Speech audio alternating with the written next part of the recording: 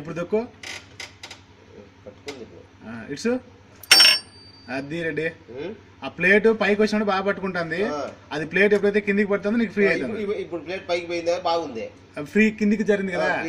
ఒక ఫింగర్ మాత్రమే పట్టుకుంటుంది, ఇంక మిగతా 2 ఫింగర్లకు పట్టుకోలేదు. అందుకు నీకు బాగా ఫ్రీగా ఉంటుంది. అది పైకి వచ్చినప్పుడు మనం ప్లే పెంచినాం కదా ఇంత ముందు, క్లచ్ ఫింగర్ హైట్ అడ్జస్ట్మెంట్ పెంచినలా దానికి కొంచెం బిరుగా ఉంటుంది నీకు. అది ప్లేట్ ఎప్పుడు కిందికి వస్తుంది, ఒకసారి ప్లేట్ కిందికి వచ్చినప్పుడు ఫ్రీ అవుతుంది, అది తిరిగి పైన వచ్చినప్పుడు టైట్ వస్తుంది. అది మ్యాటర్. సరే